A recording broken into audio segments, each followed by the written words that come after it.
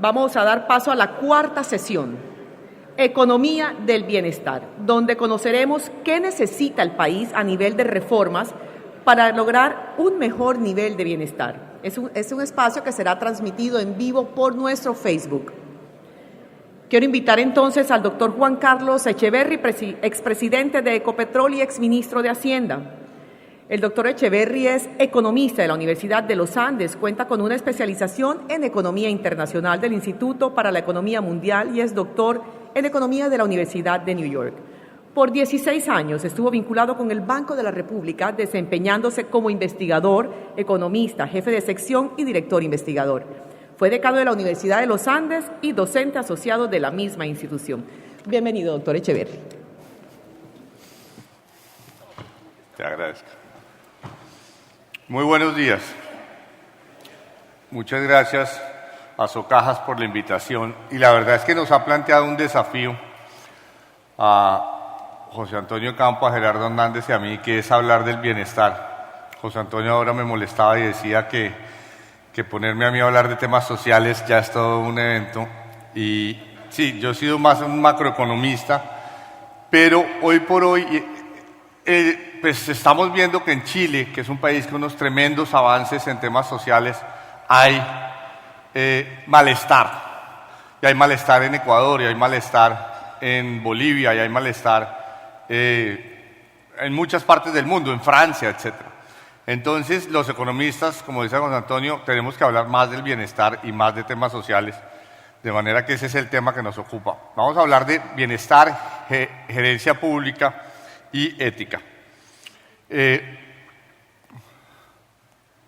Miremos los avances en el bienestar. Este es el gasto social y si ustedes ven, yo creo que buena parte de lo que nos diferencia en América Latina está en esta gráfica.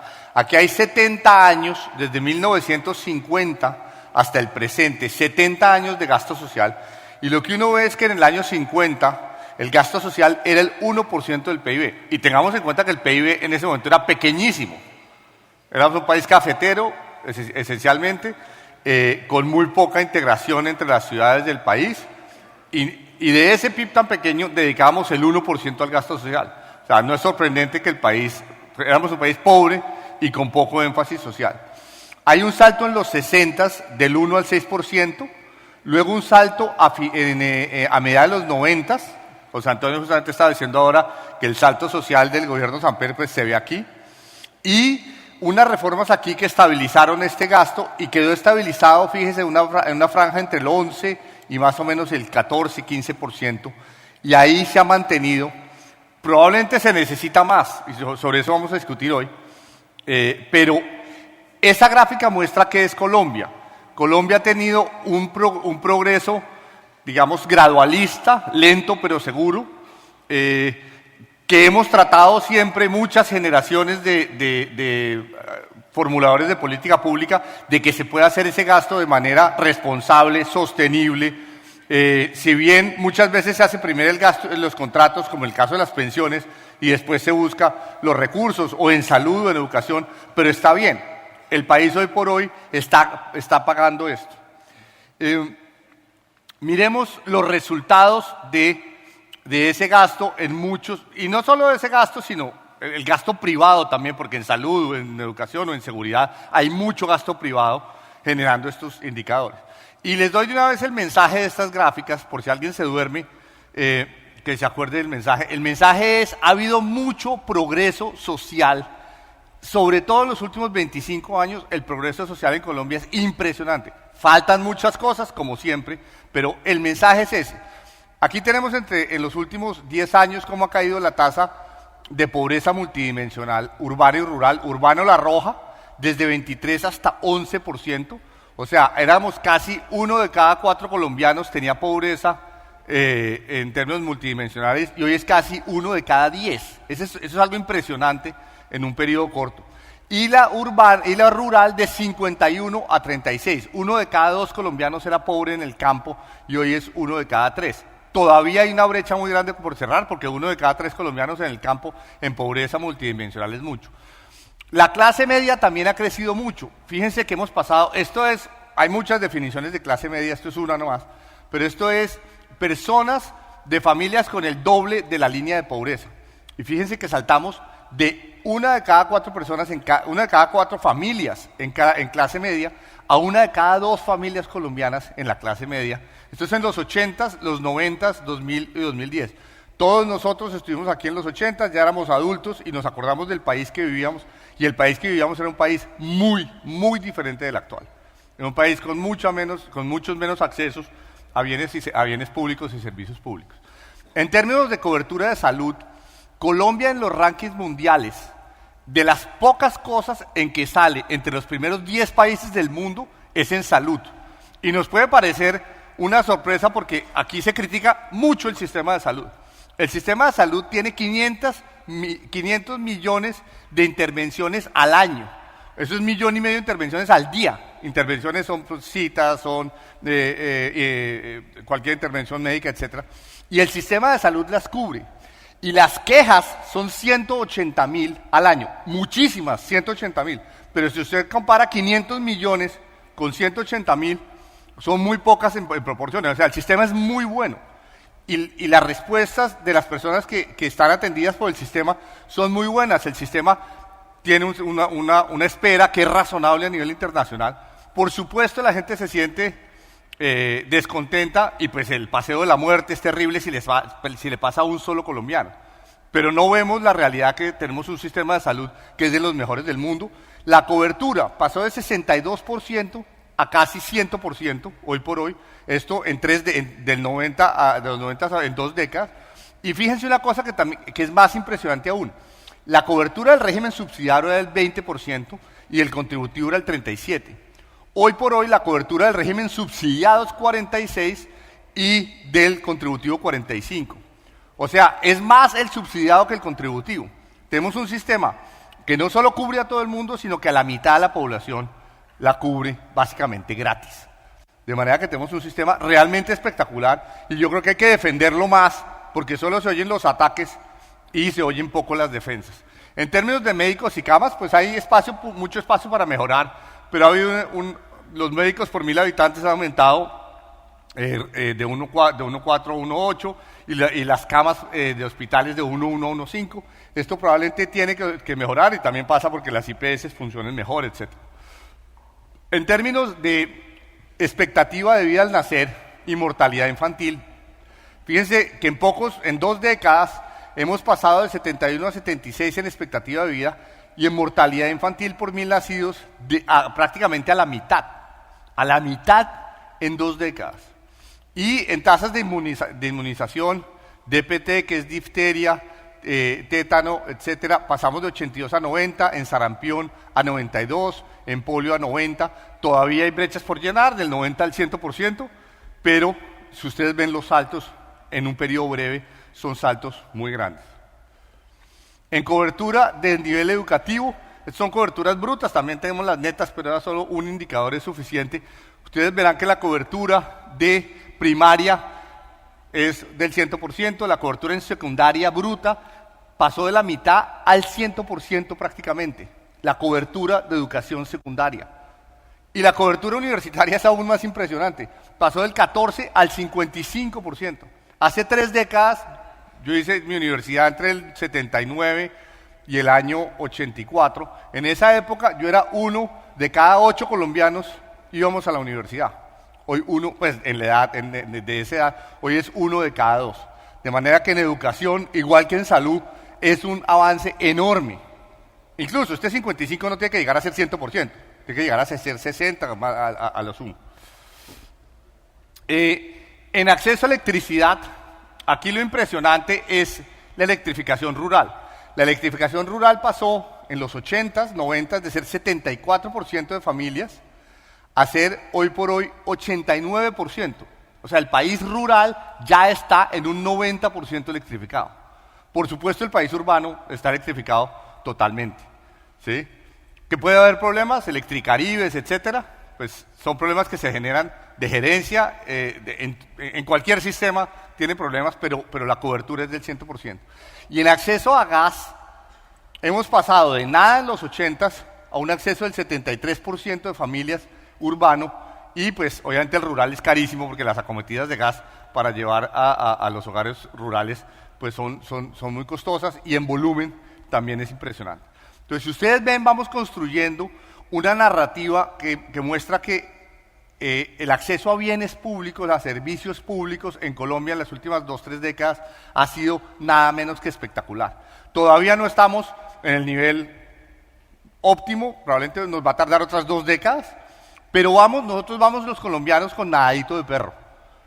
Nosotros no pretendemos hacer saltos tipo Venezuela, que ya sabemos dónde los llevan, o hacer unos sistemas que no sean sostenibles tipo Argentina. Nosotros hemos logrado ir par y paso y obviamente con paciencia, que es lo que uno le pide a la gente en las calles, es allá se va a llegar y el sistema lo va a hacer, pero tienen que tener paciencia y hemos tenido paciencia para el sistema de salud, paciencia para la educación, paciencia para la electrificación, etc.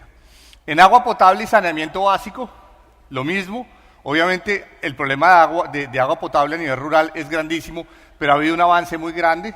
Hoy casi cada 3 de 4 hogares tienen acceso y a nivel urbano es casi el 100%. Saneamiento básico es un poco menos, alcantarillados y disposición, 80% a nivel urbano y un salto de 45 a 66 a nivel rural. Hay muchos pueblos de Colombia pobres que no han podido hacer su sistema de alcantarillado, etc. En Internet y celulares, pues el avance fue absolutamente vertiginoso, a niveles de 100% en celular, en cobertura de celular, y a niveles de 40% en Internet. Hay otros países de América Latina que van más rápido que nosotros en Internet. Esto sería deseable que fuera 50, 60%, ojalá 70%. Ahí podemos tener un atraso en Internet, pero a nivel de celulares, un país tan quebrado, etcétera, el celular nos ayuda mucho. En kilómetros de vía, pues si comparamos con países como México, como Brasil o como Chile, por habitante, tenemos la mitad de lo que debiéramos tener en kilómetros de vías de carreteras. Estas son las carreteras primarias, secundarias y terciarias. Pero también el aumento ha sido impresionante, de 120.000 kilómetros hace una década, pues o a principios de siglo, la década pasada a la década actual, 200.000 kilómetros. Nos toca hacer prácticamente el doble de esto todavía. Y de nuevo, necesitamos paciencia y buena letra y hacer esto con decisión y conseguir los recursos, hacer las APPs y hacer las concesiones, pero toda la legislación y la normatividad está ahí. En carros y motos sí que hay una revolución, sobre todo en motocicletas. Las motos pasaron de 7% de hogares con moto a 22% de los hogares con moto.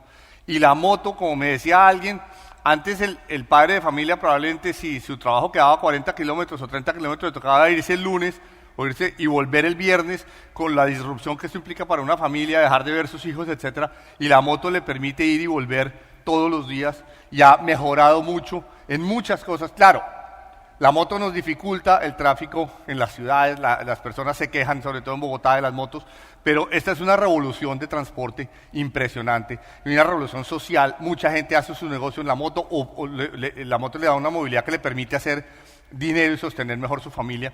Entonces, con las dificultades que generan las motos, esto es una revolución. Fíjense que los carros siguen siendo un bien de lujo de la clase media alta. Pues si bien muchas personas tienen automóvil, sigue siendo el 14%. Violencia, y aquí empezamos obviamente con temas que son más litigiosos, más difíciles.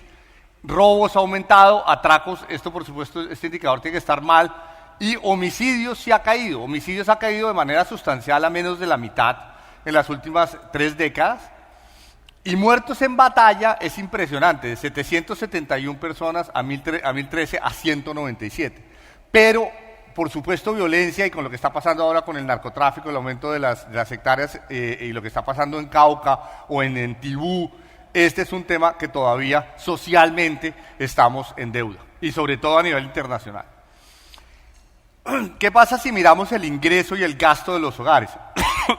Esta es una gráfica de radar que a mí me gusta porque muestra, la gráfica verde muestra el gasto de los hogares recientemente, esto es el año pasado y y el ingreso. Y si uno ve, el gasto está disparado frente al ingreso. Probablemente eso es lo que nos diferencia en este momento en América Latina. Por eso Colombia le está yendo mejor que otros países y estamos creciendo al 3%, 3,5%, y no al 0,2 o 0,4 que está creciendo toda la región. Y es que nuestros hogares están recibiendo mayores salarios del año pasado, Hoy en Caracol yo tengo una nota ahí por las mañanas y me dijeron que Juan José Chavarría dice que hay que bajar el salario mínimo, que porque si no bajamos el salario mínimo entonces no vamos a competir. Mi respuesta fue: con la devaluación que hay ahora, el salario mínimo en dólares está supremamente competitivo. O sea, si fuera eso hay que bajar el salario. Primero baje el salario mínimo, yo quiero ver el que le ponga el que ponga ese trompo en luña. Baje el salario mínimo, yo quiero ver que Juan José lo pongan de ministro, a ver si logra bajar el salario mínimo. Pero, pues con todo lo que quiero yo a Juan José, lo respeto y lo admiro y lo aprecio, pero esa es una idea muy de desarrollo, de bajar el salario mínimo, pero no se necesita. Al revés, el salario ha estado moviéndose muy bien, el crédito a los hogares está creciendo de manera muy sólida, en 2 dígitos. Las remesas, si bien aquí fíjense que las remesas no se ven como un gran dinamizador, el crecimiento de remesas, pero yo estoy viviendo en Washington, tengo una nani, que es una niña colombiana para mis 3 hijos, y créanme que el salario de ella en pesos es espectacular. Entonces las remesas han significado un golpe positivo de ingreso en muchas partes del país, impresionante. Vean el crédito de consumo, lo que implica en términos de lo que están gastando las familias, el ingreso y las tarjetas de crédito. Entonces nuestras familias están consumiendo bien, pero ¿qué les preocupa a nuestras familias? ¿Qué les preocupa cuando responden esta encuesta? Les preocupa el tema de corrupción. Principal problema de la corrupción era menos del 5%, 3% hace pocos años, y hoy por hoy es 1 de cada 4, 1 de cada 5 colombianos dice el principal problema del país es la corrupción. Y eso no es solo Colombia. En México eligieron a Andrés Manuel López Obrador porque tenía una agenda de corrupción. En Perú hay 2 presidentes en la cárcel, un presidente lamentablemente se suicidó, otro presidente está perseguido por la justicia en otro país. En Brasil hay 2 presidentes en la cárcel, una presidenta depuesta. En Costa Rica, incluso en Chile hubo problemas con el hijo de una presidenta, etc. La corrupción en nuestra región, y en Colombia las elecciones de la semana pasada mostraron, en Cartagena donde estamos, mostraron en Bogotá que la agenda de anticorrupción se tomó el espíritu, las mentes y los corazones de la gente, y este tema es crucial. Y este sí es complicado. Satisfacción con la democracia, fíjense que no muy satisfecho o nada satisfecho es prácticamente más del 60%. Curiosamente tenemos una democracia que puede tener problemas, pero funciona. Funcionó hace 8 días, ¿o no? Elegimos en Cartagena, o eligieron los cartageneros, una persona nueva, diferente, que hoy por hoy es un signo de interrogación, pero fue un rechazo a la clase política. Lo mismo en Bogotá, lo mismo en muchas otras ciudades del país. Entonces nuestra democracia funciona, genera péndulo, ¿no? De un lado a otro, del centro izquierda al centro derecha, y es una democracia que funciona, pero los colombianos, curiosamente, no estamos contentos con nuestra democracia.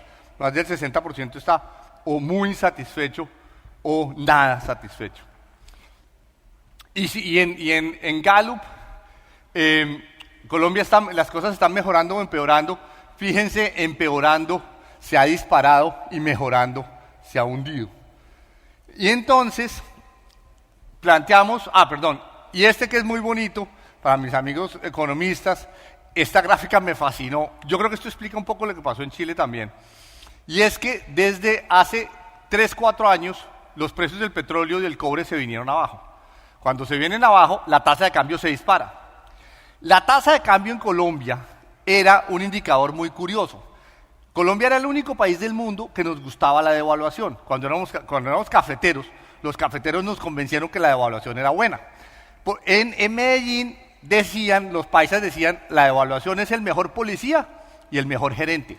Porque cuando había devaluación, las empresas empezaban a dar utilidades exorbitantes y se acababa el crimen, porque todo el mundo conseguía puesto. ¿Sí? Y entonces nosotros en Colombia, la devaluación poníamos carita feliz.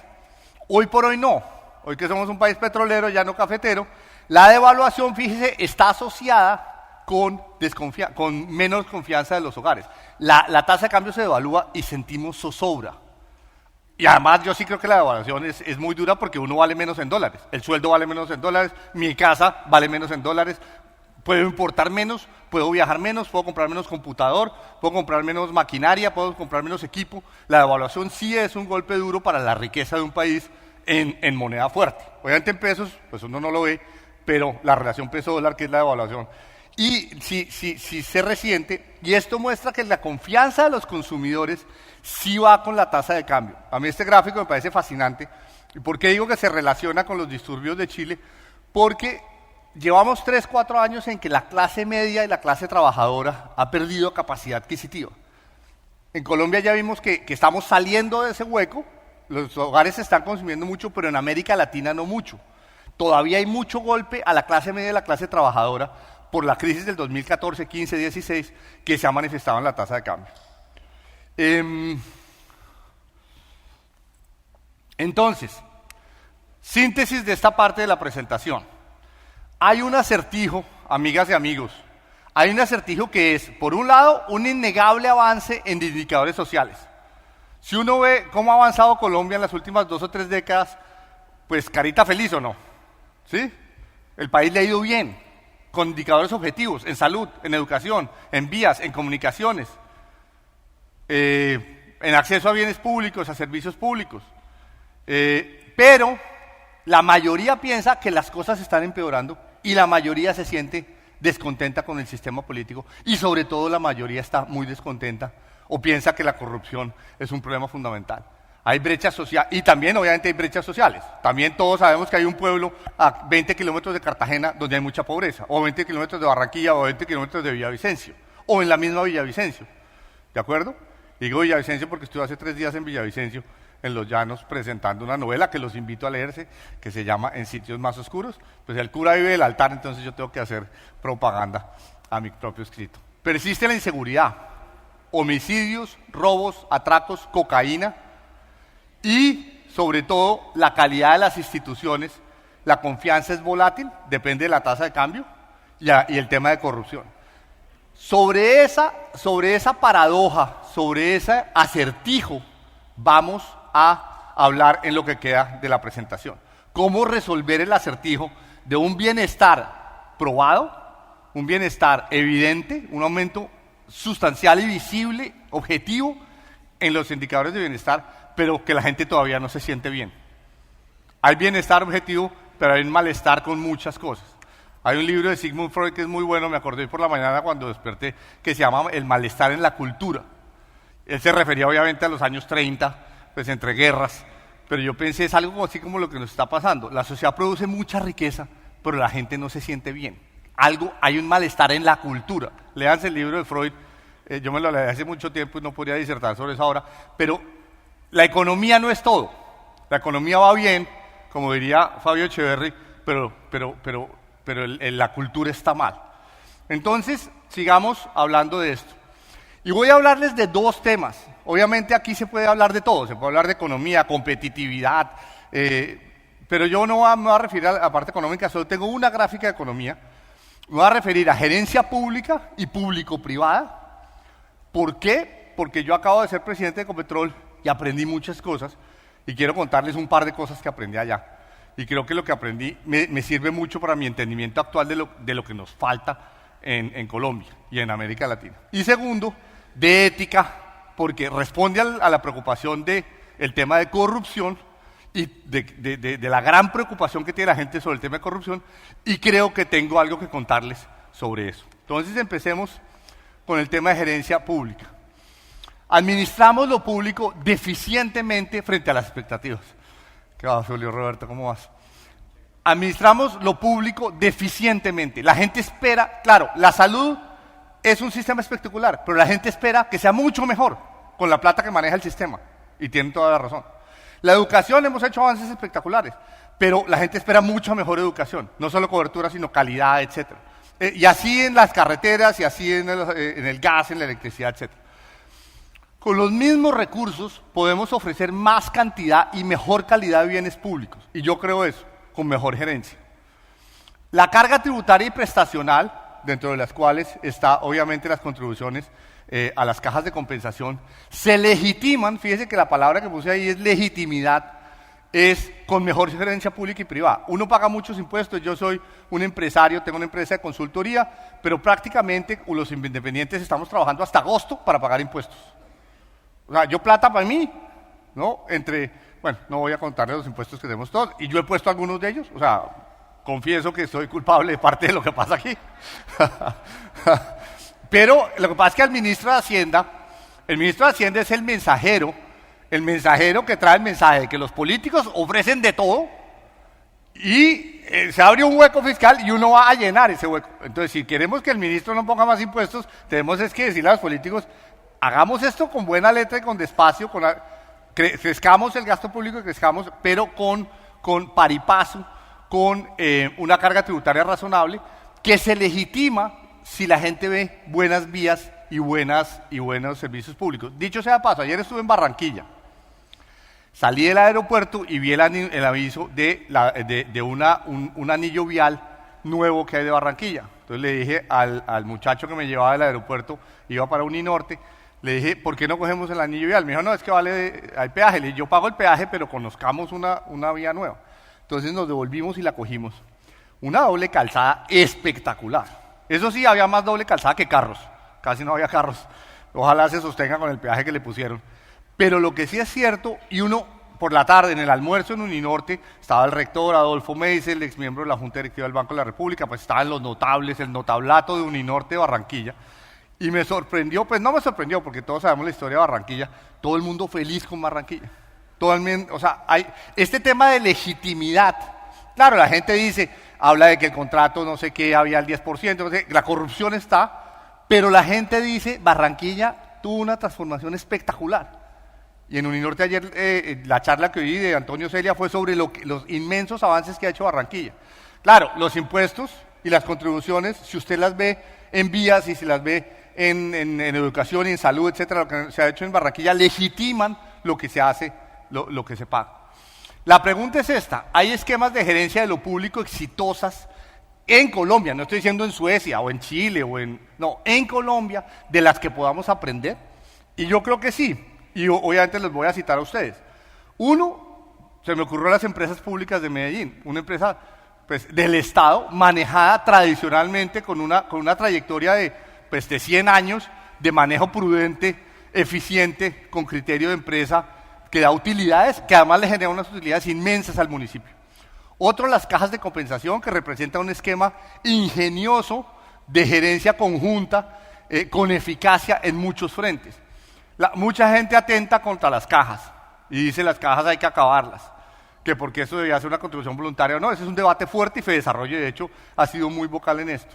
Yo habiendo estado en el Estado, lo que me pregunto es ¿cuánto le valdría al país producir esos mismos bienes y servicios públicos si los produjera el Estado? Y probablemente le valdría el doble, ¿no? Y generarían unas externalidades complicadas. Entonces la eficiencia, con problemas como los hay en todos lados, la eficiencia que en términos relativos representa el sistema de ustedes es algo y la institucionalidad, es una institución que está creada y que nos ha funcionado y usted cuando la destruye no sabe lo que destruye. En Colombia hay una frase muy bonita que es que nosotros sacrificamos un mundo por pulir un verso. Y siempre nos pasa, eso es muy de los abogados, Gerardo que es abogado, Gerardo Hernández, que ahora va a participar en el panel. Nosotros, porque el verso nos quede perfecto, porque el decreto nos quede perfecto, porque la ley nos quede perfecta, sacrificamos un mundo. ¿Sí? Nos pasó con el Canal de Panamá, nos ha pasado con muchas cosas, ¿sí? Y yo creo que con las cajas nos pasaría eso. Por el verso de la supuesta eficiencia, dañaríamos algo que es eficiente.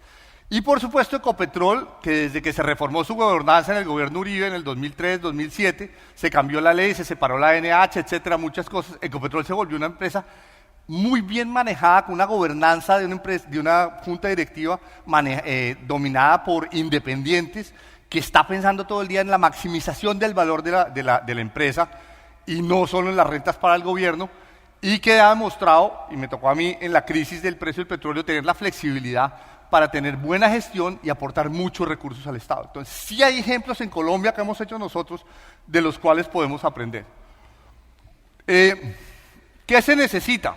Yo creo que en salud, educación, vejez, niñez, pobreza, debemos pasar de la agenda reformista a la gerencia continua. Vea, quien les habla aquí, José Antonio Campos, Gerardo, muchos de ustedes hemos estado en reformas, hemos hecho reformas, de todo. De la salud, de la educación, de las pensiones, laborales, tributarias, etc. Y las reformas son claves.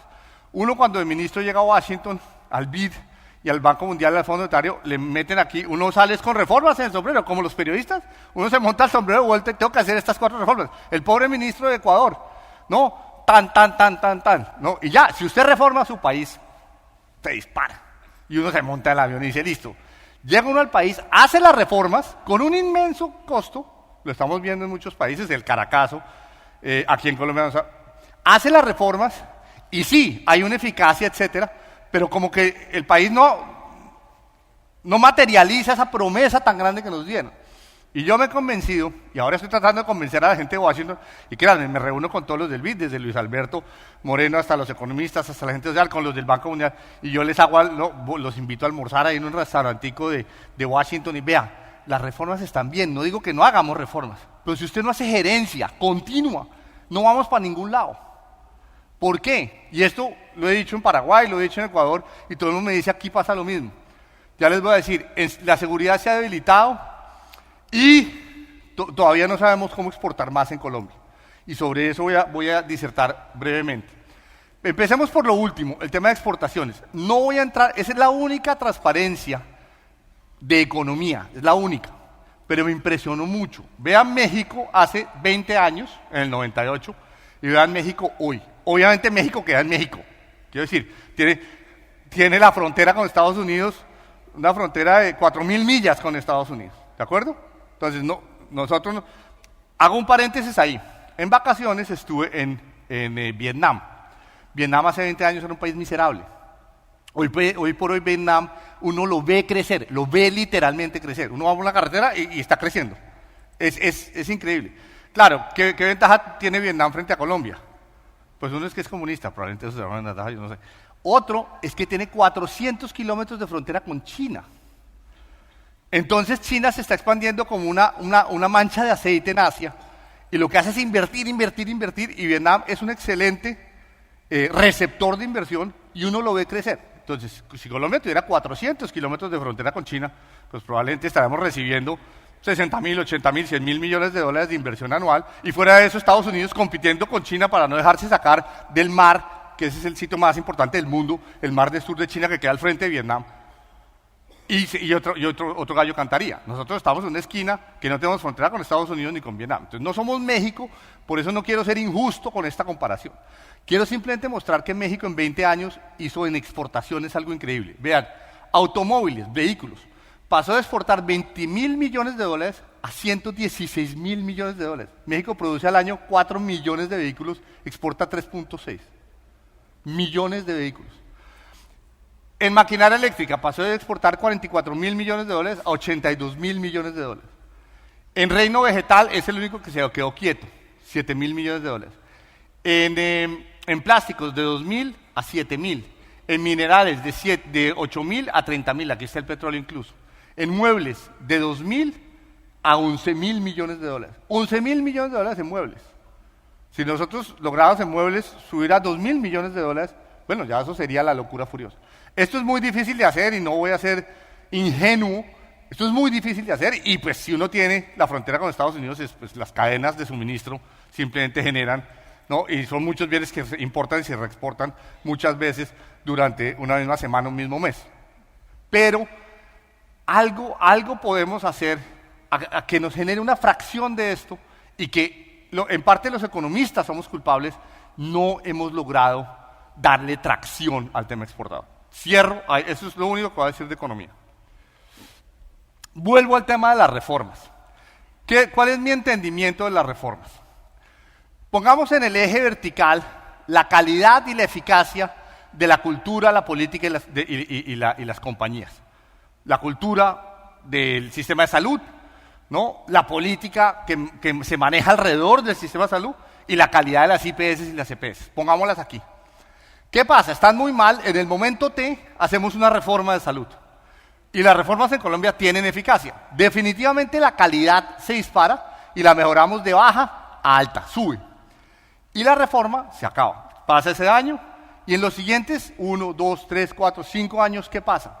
Hay 1.000, 2.000, 3.000 personas que se levantan todos los días a las 5 de la mañana a pensar cómo carcomen el sistema de salud, cómo carcomen el sistema de educación, cómo hacen contratos para uno ganarse el 25 y la otra plática va para el colegio, pero uno se queda con la plata. Y durante esos 4 o 5 años, esa reforma, que era eficaz, fue eficaz y fue buena, se la carcomen y empieza a decaer, el orden generado se disipa y se genera desorden y caos, hasta que llega uno a una situación muy similar a la anterior y toca hacer otra reforma. Yo les mostré esto a los paraguayos y me dijeron, vea, eso es exactamente la reforma educativa de Paraguay hace 20 años. Hicimos una reforma ejemplar a nivel de América Latina, todo el mundo estaba feliz y hoy toca hacer la misma reforma de hace 20 años, porque el sistema está destruido, el sistema de educación paraguayo. Y entonces usted hace otra reforma y vuelve y decae. Y esto es la agenda, esto es lo que yo llamo la agenda reformista. Las reformas son fundamentales. ¿Cuál es la solución? Y les cuento que yo aprendí eso fue en Ecopetrol. La solución es esta. La solución es siempre va a haber decadencia, siempre va a haber desorden, ¿sí? Siempre va a haber caos, siempre va a haber actores que están carcomiendo un orden. La única forma de deshacer eso es con gestión, con cultura política, gestión efectiva y liderazgo que deshaga constantemente esto. Ojo, porque la gestión, lo primero que pasa con una reforma es que se pone gerentes que le sirvan a los que carcomen, no tanto gerentes que le sirvan a mantener la institucionalidad. Esto también es muy difícil de hacer, pero les voy a mostrar que con esa gestión, y en particular en el tema de ética, no es el único, porque también hay operación, finanzas, medio ambiente, salud, etcétera. Cualquier organización tiene muchos aspectos, pero el tema de ética, con el que estamos preocupados todos los colombianos, sí es una parte central de este tema de gestión. Entonces miremos ética y cumplimiento de normas, que no lo hemos encontrado como una de las razones fundamentales de malestar en Colombia y en América Latina, y también lo planteo como uno de los temas centrales del tema de gestión. Pregunta, en el tema de ética, los colombianos, así como en el tema de violencia, tenemos un gran miedo. ¿Será que los colombianos somos químicamente violentos? ¿O será que los colombianos somos químicamente deshonestos? Porque es que hay mucha deshonestidad. Y uno lo ve en las ciudades y en los pueblos, y en los contratos, y en la salud, y en la educación, y en las vías. ¿Será que es que hay algo específico nuestro? Y sobre esto, es lo primero, la deshonestidad depende del país o de la cultura, y Colombia es más deshonesta que Suecia, y punto. Pregunta. En ética y cumplimiento, ¿se puede crear valor o solo gobernanza? Y puede haber transformaciones exitosas que mejoren la honestidad y combatan la impunidad. Esas son las 3 preguntas que voy a tratar de responder en lo que queda de la charla. Primero, ¿cómo vamos? ¿Cómo están? ¿Sí? ¿Ya procesa? ¿Sí? Cuando hay una conferencia, los primeros 20 minutos uno piensa en lo que dice el conferencista. ¿De acuerdo? Los siguientes 20 minutos uno piensa en el conferencista. ¿No? Que se le descuadró no sé qué, que vea cómo le cuelga esta vaina, la camisa azulita y la vaina, el tipo ahí vino vestido de blanco, este cachaco ahí de blanco. Tal. Y en los siguientes 20 minutos uno piensa en la mamá del conferencista. Entonces,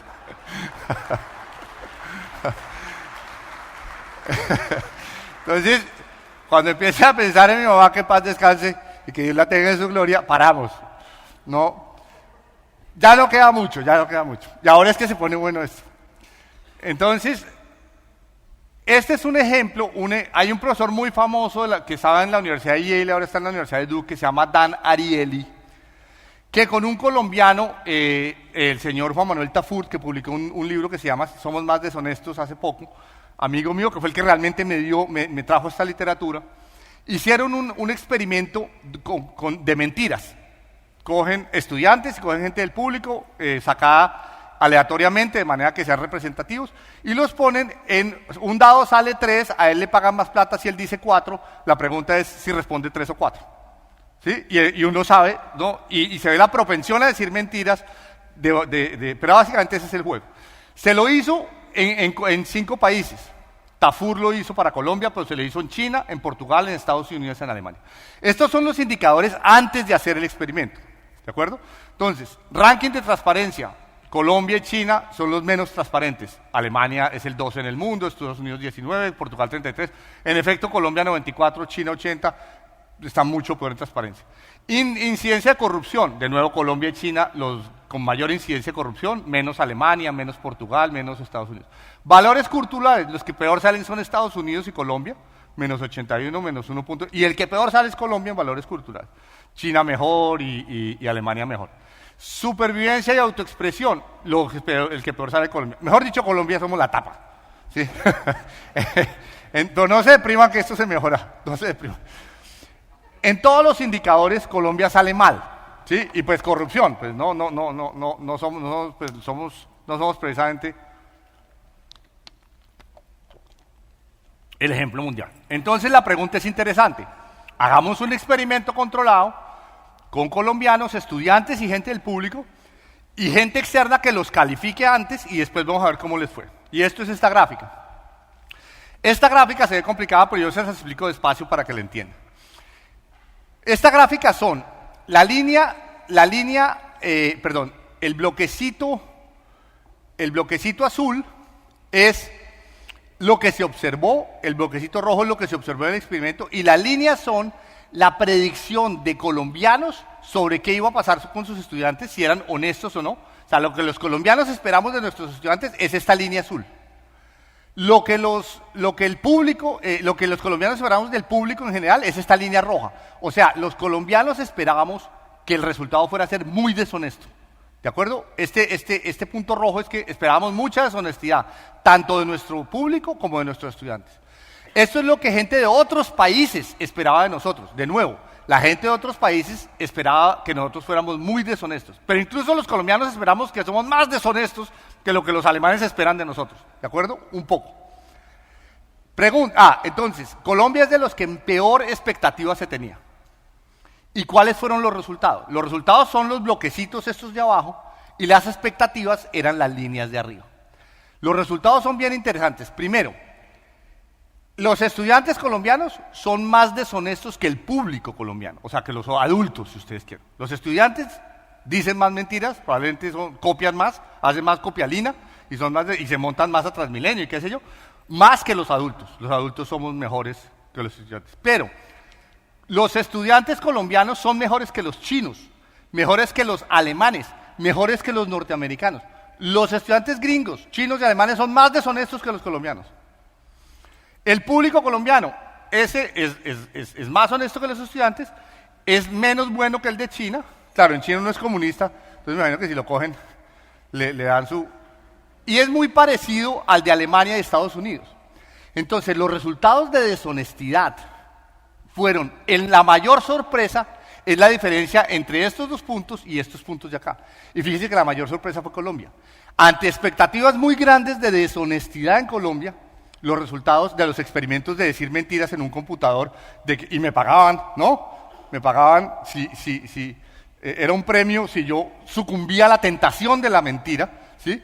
Mostraron que los colombianos no somos más deshonestos que el resto, al revés, frente a países como Estados Unidos o Alemania, somos menos deshonestos, tenemos menos propensión a decir mentiras, y que la expectativa se equivoca mucho en Colombia.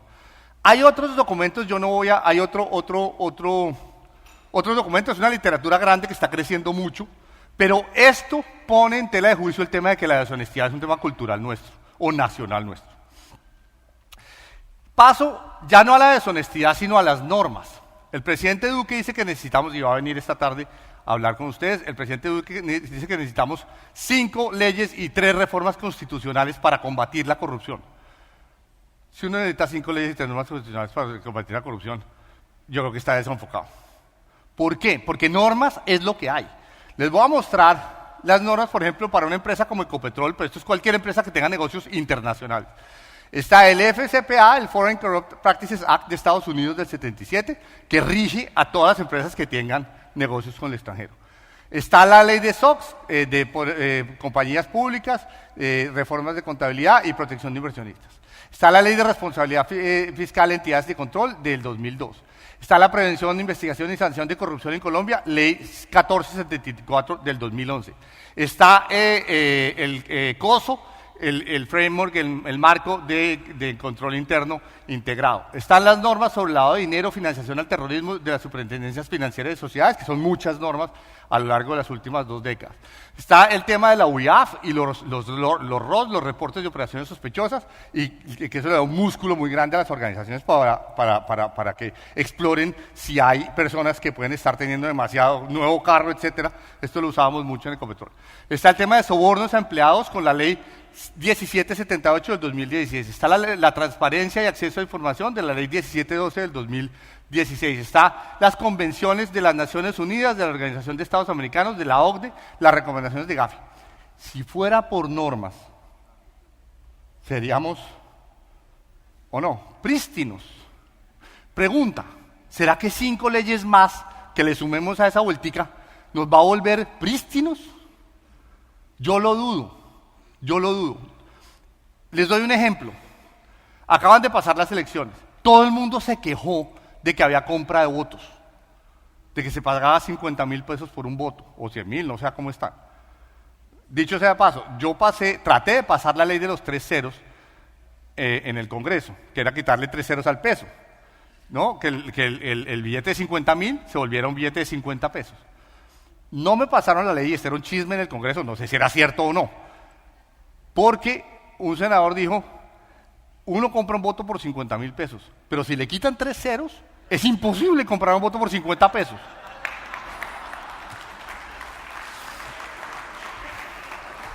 Conclusión, no me pasó. Yo pasé 17 leyes en el Congreso, no se me cayó ninguna, y 2 reformas constitucionales. La de los 3 ceros se cayó. No, se abre la votación.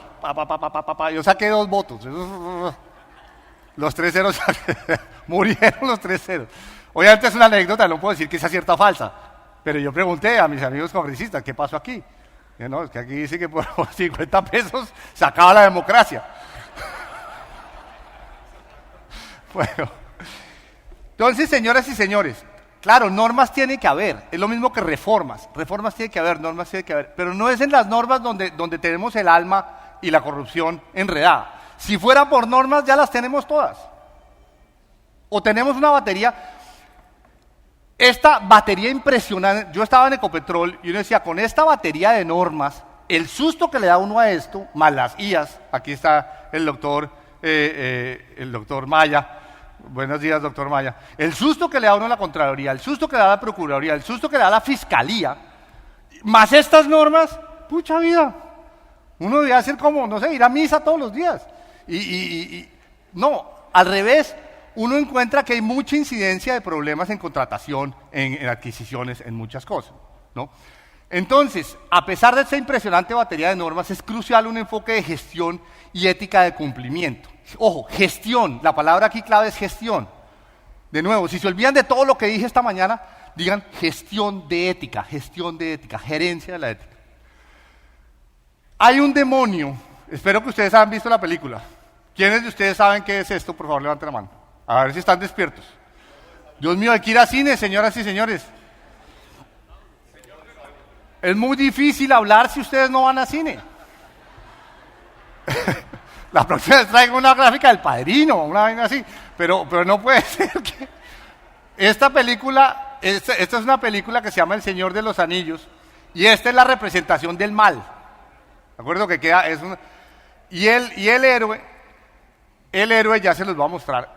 Hay un demonio cultural en lo público y en el mundo corporativo que carcome las reformas. O sea, el mal existe, el demonio existe.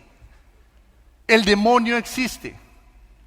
Si estuvieran en el computador les diría, repitan conmigo, el demonio existe. Pero ustedes no son mis empleados, tranquilos. ¿Y qué tenemos frente al demonio? Este es el protagonista de la película, no les voy a dañar qué pasa. Se llama Frodo y es un muchacho así jovencito. Y el anillo, se llama El Señor de los Anillos, el anillo tiene poderes y lo hace invisible. Y yo puse esta foto aquí en el momento en que él se quiere poner el anillo porque Frodo, que es el bueno de la película, el protagonista, también sucumbe a las tentaciones. Es que el ser humano es lábil, es voluble y la tentación es muy grande. Y uno tiene mucha familia. Muchas veces el problema de la corrupción es que el tipo tiene mucha familia. ¿Que por qué puso la prima en no sé dónde? Tenía una prima y no estaba desempleada la prima. ¿Sí? ¿Que por qué puso la hermana? Tenía un hermano y estaba desempleado el hermano. ¿Sí? Que eso es indebido, sí, pero no. La tentación está ahí. En todos nosotros, no es que haya unos malos corruptos. Todos nosotros estamos... La gestión tiene que ayudarle a la gente a no caer en la tentación. Pero usted no puede partir de la premisa que todo el mundo es bueno. No, todo el mundo es voluble y puede caer en la tentación. Los líderes tienen que ser unos apóstoles dispuestos a confrontar dinámicamente estas amenazas. Usted no puede hacer una reforma, sacar la ley y ya los colombianos se volvieron buenos porque la ley que sacó el presidente. La ley es clave, pero hay que ponerle gestión. La disciplina, sobre todo en los estadios medios y los estadios bajos de la organización. Y un sistema nervioso central. Usted si le pinchan el dedo tiene que sentir. Si a mí me pasa algo en mi organización o en mi ministerio o en mi empresa, en Huila, en Pitalito y en Bogotá yo no me entero, pues príncipe, Pitalito se va a volver el reino del desorden. Porque no hay un sistema nervioso central que me transmita el dolor de Pitalito. Si usted no tiene eso en su empresa, y si su sistema de salud, de educación pues si en Villahermosa, Tolima, está habiendo un problema de corrupción en el contrato del acueducto y nadie se entera, pues Villahermosa, Tolima se vuelve el reino de los contratistas, con los poquitos recursos de Villahermosa y se los van a feriar. Nosotros hicimos este tema de ética, no surgió, les soy muy sincero, no surgió como un tema de valor, de finanzas, no surgió así. Mi problema era, a mí me nombraron presidente de Ecopetrol, yo tengo el sueldo y tengo el cargo, yo soy el presidente. Y todo el mundo va a decir, ¿cómo le va presidente? ¿No es cierto? Y solo es que le digamos cómo va presidente y este me va a meter un gol. Presidente, buenos días. No, es para algún lado va con esta vaina, ¿no es cierto? Y yo digo, y todo, en el Ecopetrol nunca le piden unos $100,000, no, $10 millones, presidente. No, para hacer nada, no. Yo decía, si yo no controlo el tema de ética, no voy a gobernar la empresa. La empresa se va a gobernar sola en algún lado. ¿Sí? Solita se va a gobernar. Yo voy a tener el sueldo y voy a tener el cargo. Y todos me van a decir, presidente, ¿cómo le va? Pero el que presidencia no va a ser yo, va a ser otra persona. ¿Sí? Mi meta, enfatizo, no era ahorros ni era plata, era gobernanza, era gobernabilidad, era quién manda sobre las decisiones, quién manda a hacer qué y quién sabe si se hace o no. Ese era el tema de ética. Y para que se manifestara tenemos que saber quién hizo qué, evaluar con justicia, esos son unos abogados, si se viola el código de ética y si la violación es severa o no, sancionar con proporcionalidad la falta, estos son temas todos jurídicos, y hacerlo continuamente con respaldo del liderazgo. Y romper una cultura de excusas. El doctor Maya me copió o me pidió, yo le regalé esta paleta, me dijo, mándeme la paleta que una vez se la mostré, que era prohibido es que. Uno pensaba, es que. No me dé excusas, gastan tanto tiempo buscando excusas, más tiempo que resolviendo el problema. Resuelve el problema que ya el problema se creó. No busque excusas, busque soluciones. Yo le entregué esta tarjeta impresa con plata mía a 5,000 empleados y con una charla de masajeo filosófico, lo llamaba yo, ¿no? Que era ahí unos regaños ahí con queridura, ¿sí? Y lo más importante era integridad. Y les voy a dar un ejemplo de algo que se logró en integridad. Porque, ¿qué es la honradez? La honradez es un término, es un concepto por la negativa. No robarás. Y es magnífico, pues no robarás. Pero es un término que no le dice a uno lo que no debe hacer, pero no le dice lo que debe hacer. La honestidad es un término por la positiva. Entonces, honesto intelectualmente, honesto con la esposa, honesto en el trabajo. La honestidad es un término por la positiva. Pero la integridad es más que eso. La integridad es que usted lo que haga debe ser igual a lo que usted dice. Es una definición, como voy a dar muchas, a mí esta me gusta mucho. Y les voy a dar un ejemplo de integridad que pasó 1 año, 2 años después que estábamos ahí. Un muchacho tenía que hacer un contrato en el Huila de tubería de líneas de flujo. Son tuberías que lleva gas, agua y petróleo desde el pozo hasta en un campo. 100 kilómetros de tubería de línea. Eso valía para valer 40,000 millones de pesos. Esta persona podía hacer el contrato y simplemente pues, se compraba los 100 kilómetros de tubería. Durante 2 años reemplazaba la tubería ya. Esta persona lo que hizo fue decir, oiga, si estamos en este tema de integridad, yo no sé esos 100 kilómetros si hay que reemplazarlos o no, así ya estén aprobados. Se fue y caminó los 100 kilómetros. Él dijo, yo camino a ver. y reemplazó 16 kilómetros. Él dijo, los otros 84 kilómetros están bien, duran 10 años más, eso no hay que reemplazarlo. Eso le ahorró a la empresa decenas de miles de millones de pesos. Esa persona fue premiada en un evento así con 700 líderes y otros 10 o 15 personas. Pero eso es integridad, eso no es solo, esa persona por supuesto no robaba. Esa persona probablemente era honesta, además.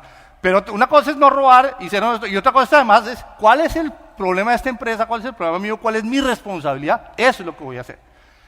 Eso, señoras y señores, se lo sumó a algo que era con el mazo dando, que era mejoramiento continuo, prevención, detección, capacidad de respuesta y un foco en mitigación. Y les voy a mostrar los resultados. Esto fue un software que corrimos de conflictos de interés. El software que cogió más o menos 250.000 personas, 10.000 empleados, 40.000 empleados de contratistas, todos los empleados de los 40.000 empleados de contratistas trabajando en Ecopetrol, pero 60.000 empleados de esos contratistas que no trabajan con Ecopetrol, todas las familiares de la gente de Ecopetrol, la que estaba en seguridad social, o sea, 250.000 personas. Y chequeamos si había conflictos de interés, si usted tenía a la hermana de su esposa trabajando en un contratista. ¿Sí? Y eso está bien, pero usted tiene que decir. Y sobre todo si la hermana de su esposa maneja el contrato de Ecopetrol, pues ahí eso sí ya no está bien. Eso sí, no. Y así lo diga, o sea, príncipe, por el amor de Dios, eso es una violación al Código de Ética. Y cada una de estas cosas es una violación al Código de Ética. Encontramos más de 270 violaciones al Código de Ética en temas de conflictos de interés. Estos son personas, redes de personas. ¿Qué hicimos? Había un software. Y el software era de Ecopetrol, producido en Ecopetrol, y nunca se había corrido. Y lo corrieron. ¿Qué hicimos con toda esta persona? Llamarlas y decirles, acá hay un conflicto de interés que usted no manifestó. Y pues eso entra al tema de sanción, gradación, etc. Eso fue impresionante. Y esto fue más impresionante aún. Esto es análisis de redes de contratistas, empleados e intermediarios. Esta es una red de Barrancabermeja. Una red dedicada a sacarle plata a contratos de Ecopetrol. Con intermediarios, que era un joven de 23 años que le distribuía plata a toda esta gente, esta persona de aquí, le distribuía plata a un montón de gente y sacaba plata de otra gente. Y todo. Esto, obviamente, fueron 6 meses con la fiscalía, con intervención de celulares y llamadas y metiendo toda la gente. Cuando usted hace esto, tiene las mismas normas, las mismas leyes, pero está haciendo gerencia. Y cuando esta persona se va para la cárcel, y esta persona se va para la cárcel, y todo esto va para la Contraloría, para la Fiscalía, para la Procuraduría, ¿qué pasa? Es como un arrecife de coral cuando uno va, todo el mundo se mete así. Y la gente empieza a decir, esto aquí ya no va, esto aquí ya no va. Y lo que pasa es que para ganarse 10 en un contrato hay que hacer un contrato de 100. O sea, la empresa gasta 100 para que alguien se gane 10. Cuando esa persona ya no se puede ganar 10, ya no gasta 100. Entonces, ¿qué fue lo que nos pasó? Que la verdad, yo no me lo esperaba. No fue para eso que hicimos esto. Fue que la empresa empezó a tener unos ahorros increíbles, exorbitantes, espectaculares. El día que yo salí de Ecopetrol había $6.000 millones en caja. En caja. Pagamos $2.000 millones de un crédito y al siguiente mes volvía a llenarse, porque en buena parte por esto. Estos son los ahorros. La meta es el bloquecito verde oscuro y los ahorros obtenidos son los bloquecitos verde claros. Yo llamé a la vicepresidente financiero, que es la actual ministra de Minas, María Fernanda Suárez, y le dije, Mafe, maravillosos estos ahorros. ¿Y por qué? ¿Que tenemos tantos ahorros? Porque yo sabía los ahorros que queríamos hacer, estos los teníamos completamente identificados. El sitio, con quién, en qué contrato.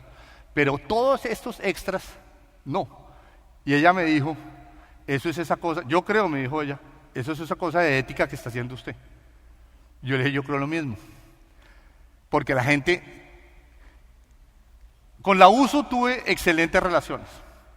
Pero yo me acuerdo que un dirigente que era muy vocal, no era el presidente ni el vicepresidente, me dijo un día, presidente, la gente está asustada.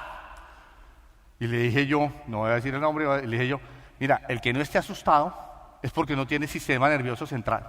Asustados estamos todos. ¿Por qué? Porque esto mete susto. Pero se trata de meter susto. Si uno no mete susto, pues la ley está muerta. ¿De acuerdo? Se trata de meter susto. Bueno, en suma, y con esto acabamos. Ha habido avances innegables y notables en el bienestar.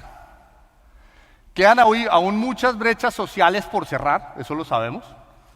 Entre tanto, hay un malestar en la democracia y en las instituciones, que nos toca entender mejor porque Chile está ahí, y Chile es un ejemplo en América Latina, y lo que pasó es una cosa que nos tiene, es un inmenso acertijo. Y hay una percepción de corrupción que es mayor que la corrupción que hay, pero hay una realidad de corrupción que es definitivamente inadmisible. Se debe gerenciar mejor los recursos. Los recursos de educación alcanzan para mucha más y mejor educación. Y los de salud, y los de vías, y los de pobreza, y los de vejez, y los de niñez. Todos alcanzan para más. Pero hay que generarles buena gerencia. Eso legitima a los tributos y legitima al Estado en general. Hay ejemplos notables de buena gerencia pública y privada en Colombia, y yo creo que las cajas son un ejemplo de eso. Pero hay que derrotar la deshonestidad y la estrategia legalista, y aquí voy a usar el último minuto que me queda criticando a los abogados. Los abogados tienen razón, pero los abogados en el tema legalista necesitan identificar quién hizo algo malo, encauzarlo y después castigarlo y tratar de recuperar. Ese enfoque ex post frente a la corrupción, que está bien, eso hay que hacerlo, pero el enfoque gerencial es un enfoque ex ante. Antes de que la gente sucumba a la tentación, Frodo, cuando se va a poner el anillo, dice, uy, pucha, aquí se van a enterar de que yo me puse invisible, entonces mejor no lo hago.